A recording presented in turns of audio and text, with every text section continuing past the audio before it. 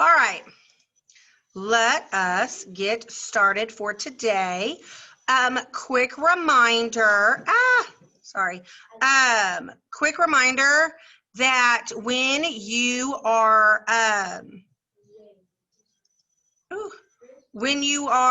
doing your reading, okay, every single time, we want to make sure that we're doing that reading log. Okay, so we always want to be filling in today's date, what page we're starting on, and after 10 minutes, what page we're stopping on. But that is especially crucial today because we're going to be using that information to determine our reading rate. Okay, so please, please, please make sure that you are tracking what page you start and what page you stop today. Okay, all right, with that said, I'm going to go ahead and put the timer on, and I am reading a new book, Someone We Know. Okay, I do have it updated on my bookshelf. If you click the little cover of my book, it will show you what it's about. I just finished I'm Down yesterday. Very good, very funny. This one's more of a suspense thriller. Anyway, if you click the link, you'll get a little synopsis about it and how much it costs if you want to order it on Amazon. I think it's like 13 bucks for a soft pack. This is the third book by this author that I've read. So she's very good since I keep reading books by her. She's really good. All right. And these are just fun. They're not like, you know, high literature or anything. But it's a fun little, you know, murder mystery type stuff that she writes. All right. So I'm going to start our time for 10 minutes. I'm going to go ahead and mark what page I'm stopping on as well. All right.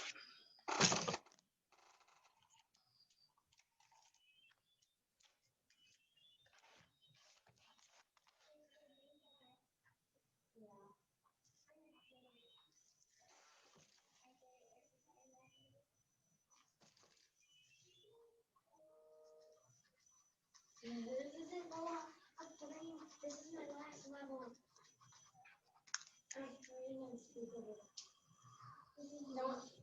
Okay. Now, I'm going to share my screen with you guys. Hang on. Let me get the right screen here.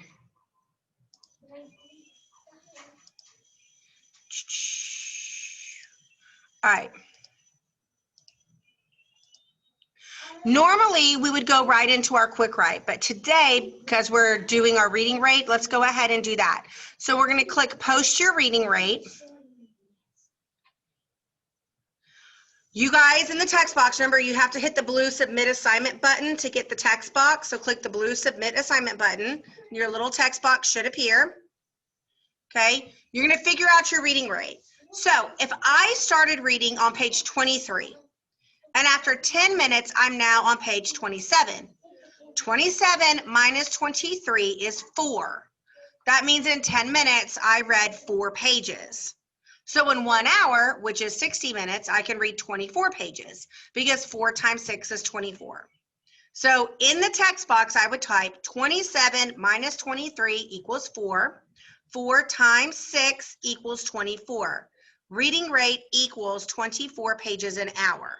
Okay, so for real, and let me tell you, your reading rate is going to fluctuate depending on what type of book you're reading. If you're reading a book that's got larger vocabulary, it's more academic, it's a little drier, you're not as interested in it, your reading rate's going to be a lot slower. If you're reading a book that's really interesting, it's on reading level for you, the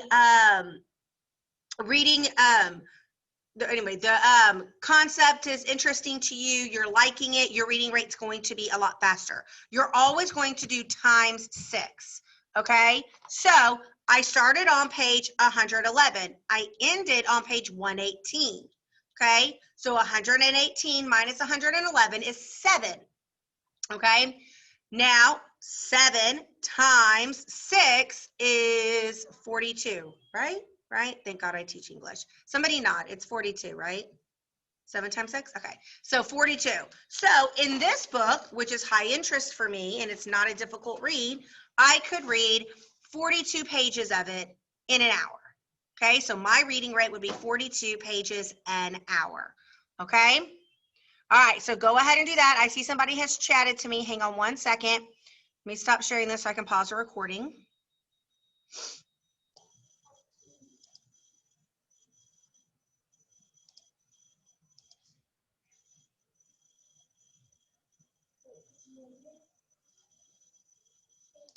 All right, once you have that done, we're going to go ahead and complete the choice novel assignment really quickly as well, because it's all about our book.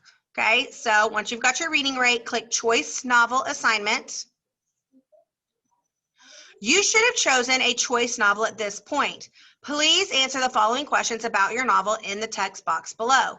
Again, click the blue submit assignment button and then your text box will show up. You need to type, what is the title? Make sure to capitalize and underline the title of your book. 2, who is the author? Be sure to capitalize their first and last name. How many pages total does your book have? And 4, give me 2 to 3 sentences explaining why you chose this book. Okay, so take a few minutes and do that.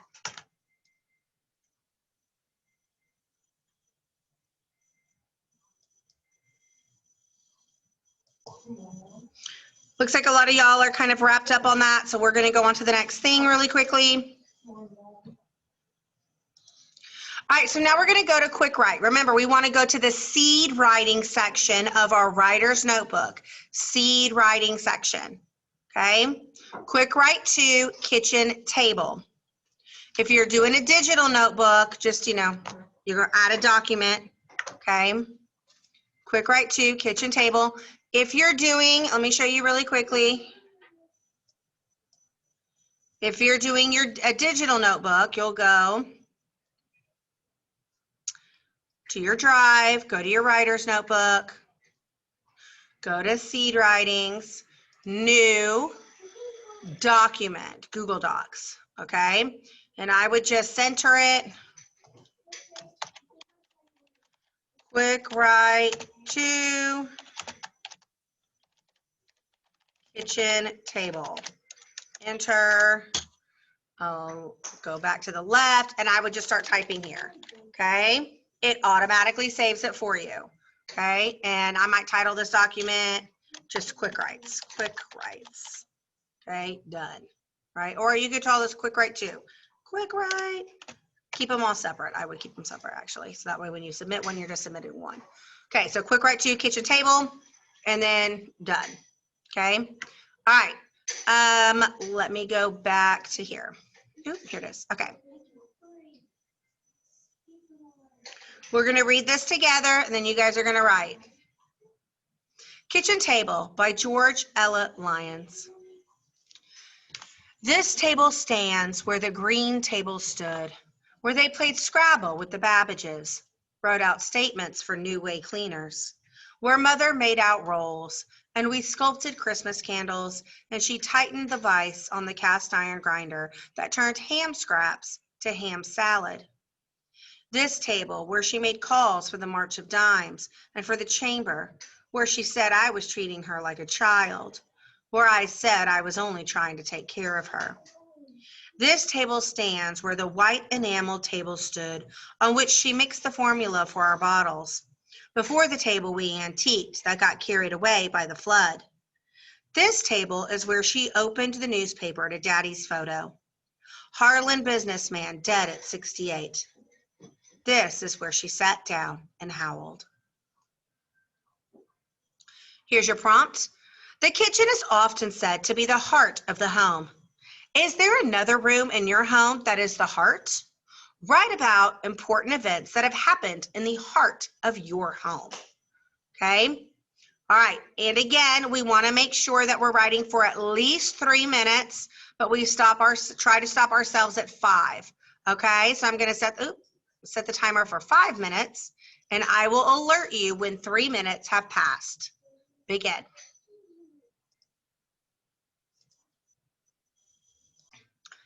Okay, so Quick Write 2 done. Let's go ahead and go on to our last activity. So one of the things you guys are going to have to do whenever you are done with your independent reading novel is you guys are going to be required to do a book talk. Okay. That is a test grade. You have to do this. Okay. So I want to show you guys examples of good book talks so you know exactly what it is that we're looking for. Okay. So hang on one second. I am going to share this screen again, but I want to make sure I'm showing my computer sound so you can all hear as well. Okay. All righty. Book talk examples.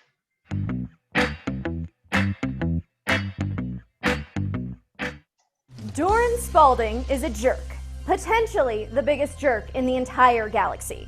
Solara Brooks would know, since she's working as his servant in exchange for a ride to the Outer Realms. Life in the Outer Realms will be hard, dirty, and lawless.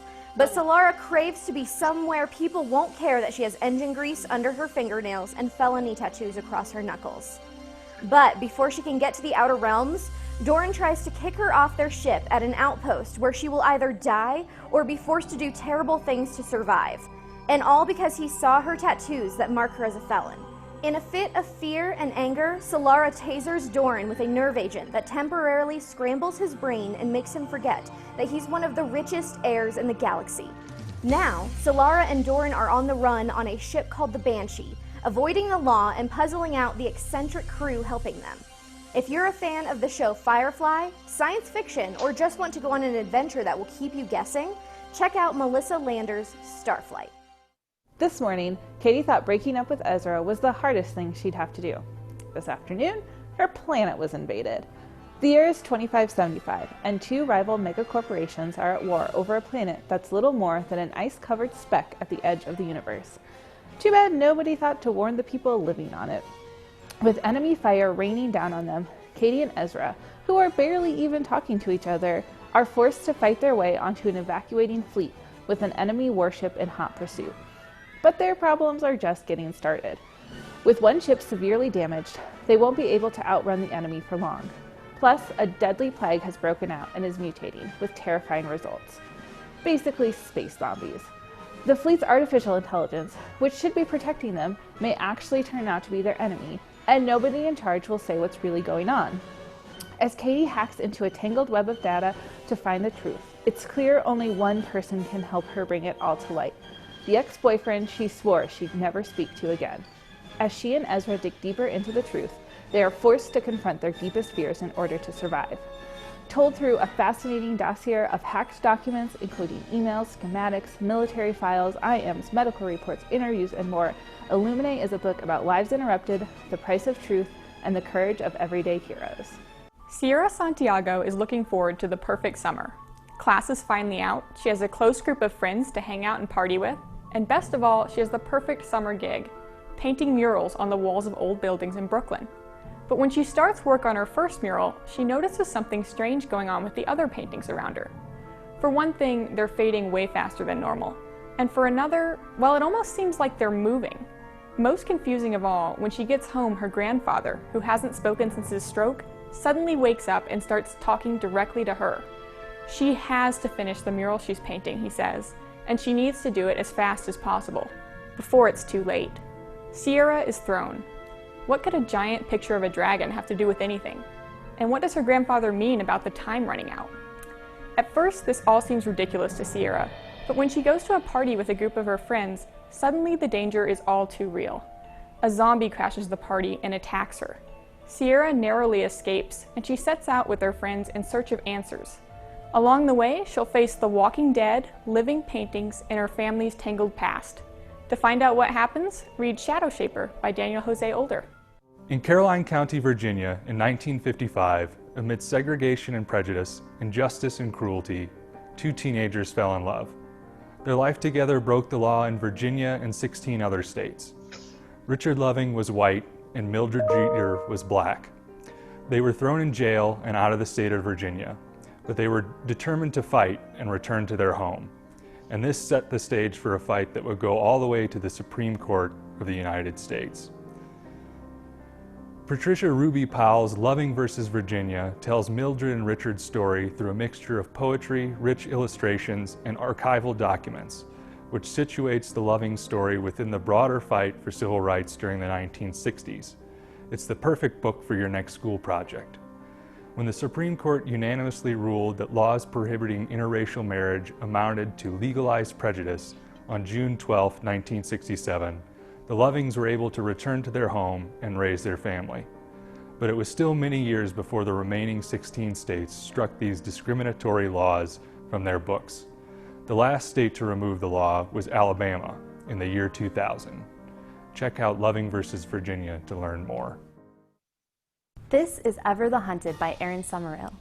In the law's eyes, I'm illegitimate. To Mosa Malam, I am Sheridinian. But to some, those gossip mongers in Brenton, I'm a traitor's daughter. None of that matters to me though, because like my father, I will always be Flannery, and I can take care of myself. 17-year-old Britta Flannery is at ease only in the woods with her dagger and her bow. Now outcast and alone, and having no rights to her father's land or inheritance, she seeks refuge where she feels most safe, the Everwoods. When Britta is caught poaching by the Royal Guard, instead of facing the noose, she is offered a deal, her freedom in exchange for her father's killer. However, it's not so simple. The accused killer is the only friend she's ever known, the boy who broke her heart, and the king's own bounty hunter. For the first time in my life, I loathe my body's strange ability to tell the truth. Not Cohen. Not my Cohen. He couldn't have killed Papa. And yet, there's no denying the evidence. Papa was all I had left. My decision is for him. I press my hand to the pain beneath my sternum and say, I'll go. Britta sets out on a dangerous quest in a world of warring kingdoms, mad kings, and dark magic to find her father's killer. But Britta wields more power than she knows, and soon she will learn what has always made her different will make her a force to be reckoned with. Think of a wish. Any wish.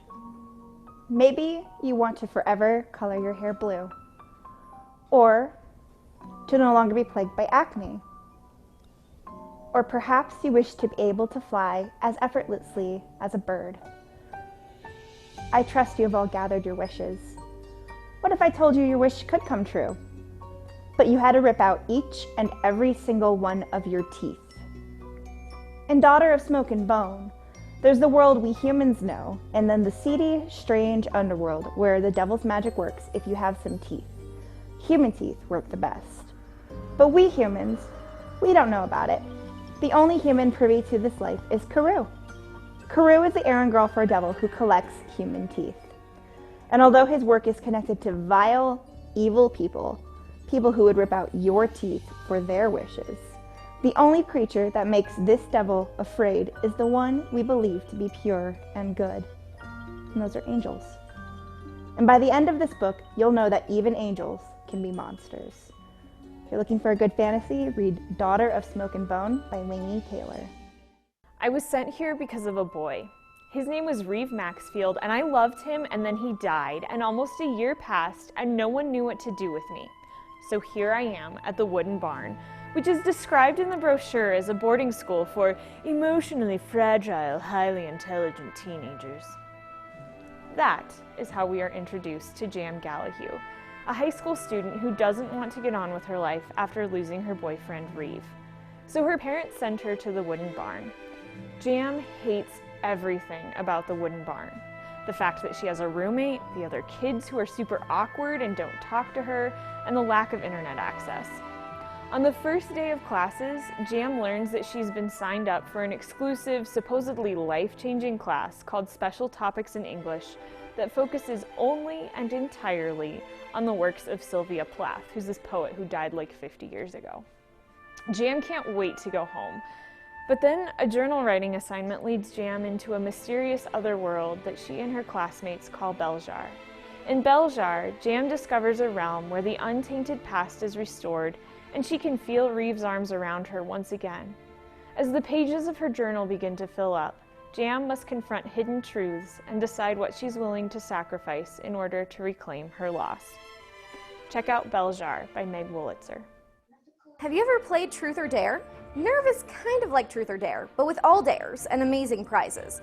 If you're gutsy enough, you could get clothes, money, pretty much anything you've ever wanted. But how far would you go? If somebody offered you everything that you had ever liked online just to do a dare, would you? When V decided she wanted to play, she had no idea what she was getting into, only that she would get some awesome prizes out of it. But when dares escalate from pranks to life and death situations, will she have the nerve to see it through? Read Nerve by G.N. Ryan. We dare you. Trivia time! I'm going to ask you some questions and I want you to just blurt out the answer. I'm going to give you about 5 seconds for each one. So let's jump right in. What continent is Kenya on?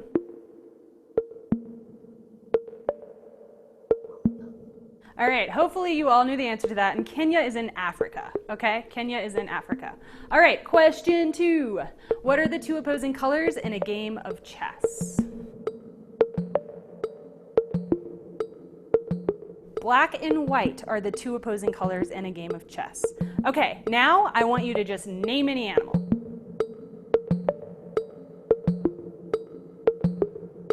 All right, raise your hand if you answered zebra to this question. Gotcha! Some of you may have also said an animal that lives in Africa or an animal that's black and white, so like penguin or lion, right? So when asked this series of questions, 20% of people will actually answer zebra. But when asked to name an animal just randomly without the questions about Africa and black and white in front of it, less than 1% of people will name a zebra as their animal. So basically, I kind of tricked you into thinking about the thing I wanted you to think about, and that's called priming.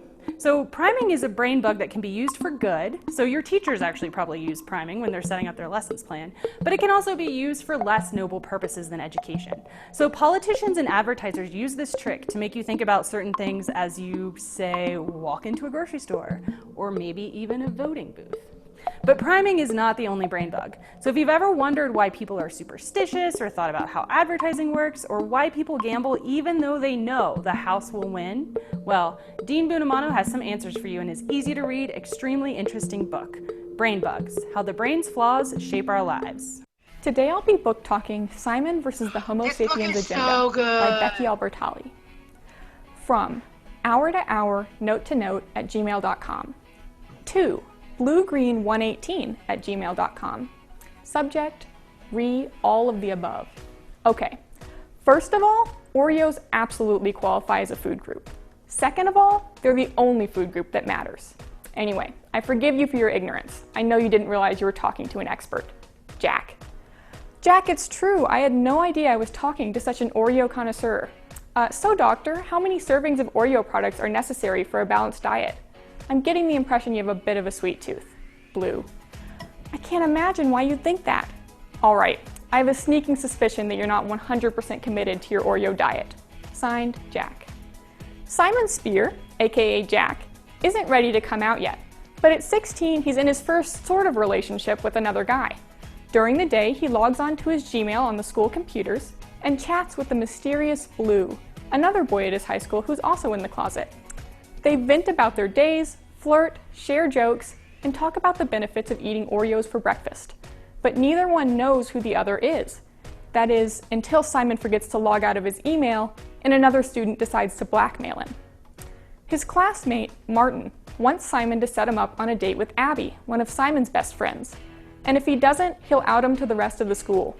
There's a serious problem with that plan though. Abby isn't interested in Martin, like, at all.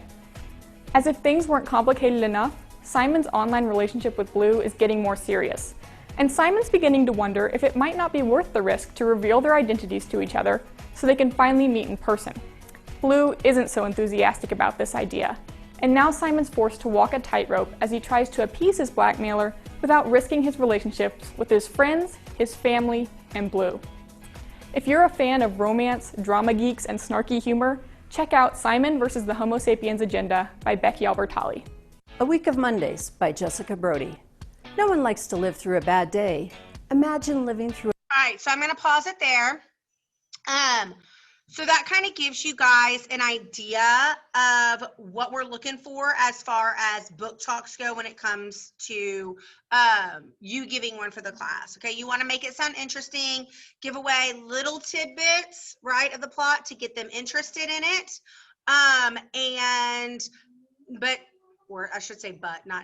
But not give away crucial plot points. No spoilers, okay? So make it interesting, give away enough to entice other people to want to read it, okay?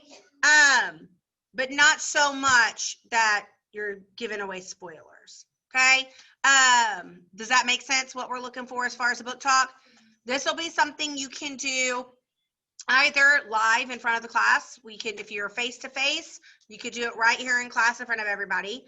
If you're not face-to-face, you could do it on Zoom in front of everybody, or you can pre-record it, okay? We'll have a little module, and you can upload your video, and then we'll just play your video. That way, if you're somebody who gets nervous and wants to do several different takes and like redo it and whatever, so you make sure you're saying it right and you don't mess up and whatever, you can totally do it that way as well. Okay, a book talk though cannot be private. It can't be something that you upload and I don't show. Okay, the whole point is for other people in the class to hear about the book and what it's about, what it's like, whatever. That's the whole point of a book talk. If you're only showing it to me, there's no point in doing it. Okay, you absolutely can type it and read from whatever you want, get your words together and read it. And you could do that in front of the class. You could do that on Zoom. You can read it in your video. They were all reading. You could tell they had cue cards in the back that they were reading from. Like, it was very obvious. They didn't make that up off the top of their head, right? They were reading something. You could do that in a video and do multiple takes, whatever, and then upload your video and I'll show the video to the class. Okay. However you want to do it. All right. But it will be shown. Are there any questions about any of that? No? Awesome. Please make sure that you take your attendance quiz for today. It's very important. I think it's the only thing we haven't done. So go do your attendance quiz if you haven't. And again, you can rewatch this lesson if you have any other questions about anything else. I'm going to go ahead and stop this recording.